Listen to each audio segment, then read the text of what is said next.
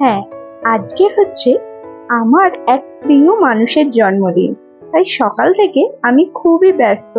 ভিডিওটা শুরু করার মতো সময়ও আমার কাছে নেই। আজ যেহেতু শনিবার, আর আমি সকাল সকাল চলে এসেছি আমার মায়ের বাড়িতে। আর আজকে আমার মায়ের জন্মদিন, তাই এত ব্যস্ততা।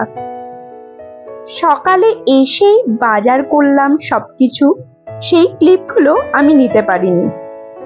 মাছ মাংস সবই এনেছিলাম। এবার সেগুলোকে রান্না করব, কারণ বাড়িতে মা নেই, এদিক দিয়ে কোনো চাপ নেই। কারণ মা দোকান গেছে, দোকান থেকে আসতে প্রায় 2টো বাজবে। আর তার মধ্যে আমি সবটা রেডি করে ফেলতে পারবো। শুধু আমি না, বোন আর ঠাকুমাও ছিল আমার সাথে। আর কি কি রান্না করলাম, মায়ের অজান্তে কি কি প্রিপারেশন নিলাম, এই ভিডিওতে সেইগুলোই তোমাদের সাথে শেয়ার করছি। আমার না ছোটবেলা থেকেই খুব ইচ্ছে হতো মায়ের জন্মদিনে আমি রান্না করে সাজিয়ে গুজিয়ে খেতে দেবো, কিন্তু তখন তো পারতাম না। কিন্তু আমার খুব খারাপ লাগতো মা নিজের জন্মদিনে নিজেই রান্না করতো। এটা দেখে কি কুটলে আজকে কি রান্না হবে? আলু ভাজা, উচ্ছে ভাজা, পটল ভাজা, কাঁচকলা ভাজা, বেগুন ভাজা। আর আমাদের জন্মদিনে মা কত রকম সাজিয়ে গুজিয়ে খেতে দিত। ভাবতাম মনে মনে কবে বড় হব আর এইভাবে মায়ের জন্মদিন করব।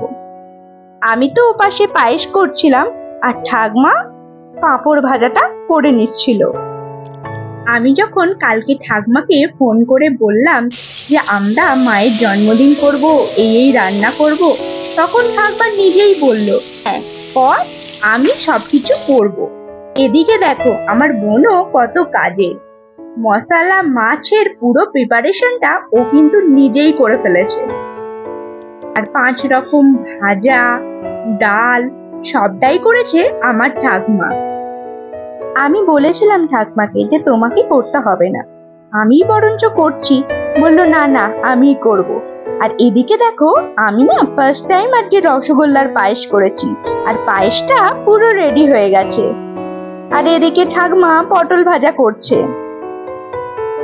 এখানে দেখো ঠাকমার 5 রকম ভাজা কিন্তু একদম রেডি হয়ে গেছে।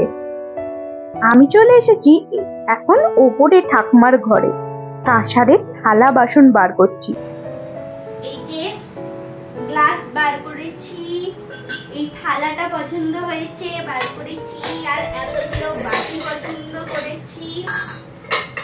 এবার এইগুলো ভালো করে তেঁতুল দিয়ে আগে মাজবো, তারপর ব্যবস্থা করব।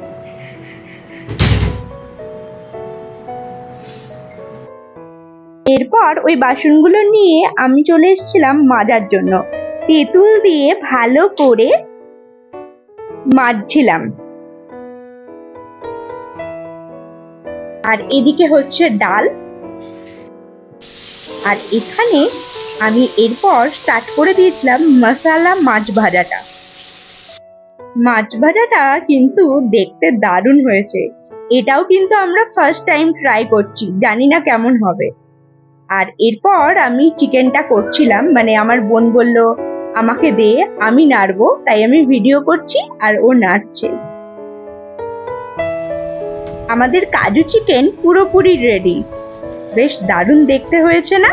রান্না কমপ্লিট করে এরপরে একটু ছোট ছোট লেখা লিখলাম মায়ের জন্য। লিখে এখন মায়ের জন্য একটা নতুন জামা কিনেছি, প্যান্ট কিনেছি, ওড়না কিনেছি, আর সেইগুলোই সুন্দর করে সাজাচ্ছি, আর সাথে বোনের গিফট গুলো। এবার বোন আস্তে আস্তে ভাতটা বাড়ছিল, কারণ মায়ের আসার সময় হয়ে গেছিল।